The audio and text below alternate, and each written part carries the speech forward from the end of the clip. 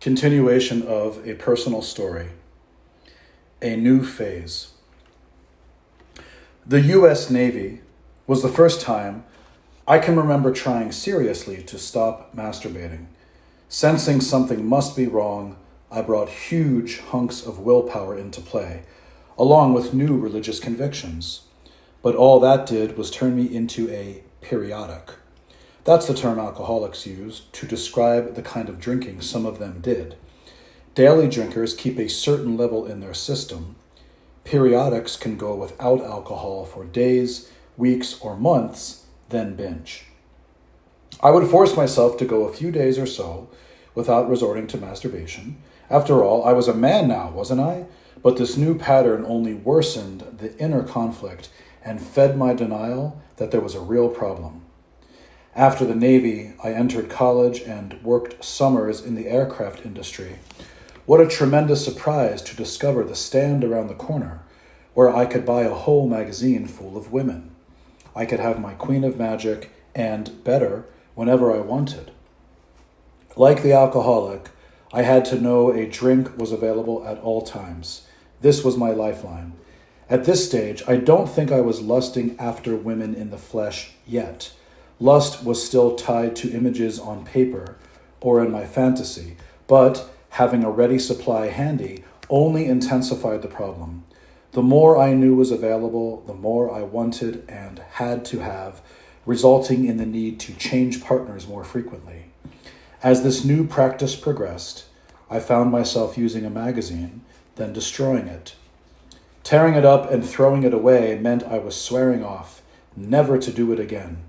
Again and again and again. What better way of supporting denial? How all this damaged my ability to relate to a woman or to anyone would only become apparent to me half a lifetime later. As I fed my malady and it progressed, so did the pictures in the magazines. There was always that enticing revelation of more and better and wilder pulling me on. It was as though lust had to keep advancing and, never satisfied, had to resort to the ever more explicit images on which to feed. I'm a walking history of the rise of the men's magazines. In a way, my lust helped bring them into being. And of course, they aided and abetted my lust. Lust always wanted more. Once a new threshold was crossed, my first was women in one-piece bathing suits, there was a new drug I had to have. But it only worked long enough for the next one to come along and carry me a step further. And as soon as that line was crossed, the next appeared as if by magic and had to be crossed. That addictive wave kept on advancing. It never stopped. There was always a new enticing aspect of desire out there, or is it in here, ready and waiting to pull me into it. And I had to keep riding the leading edge of that wave. The more there was, the more I wanted. The more I wanted, the more I had to have. Wanting more always led to wanting more. The first semester in college was good. My brother and I were reunited. College was exciting.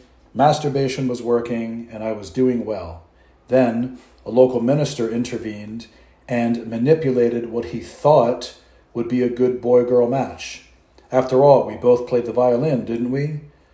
I had never even gone out with a girl before, but shortly found myself engaged to be married. 20 years old on the outside, I was an emotionally stunted child adolescent on the inside. The poor girl must have thought she was trying to relate to a whirlwind, but the hurricane of events and my own confused emotions swept me off my feet. I don't even remember how it happened. I do remember swearing off sex with myself for a month during the engagement.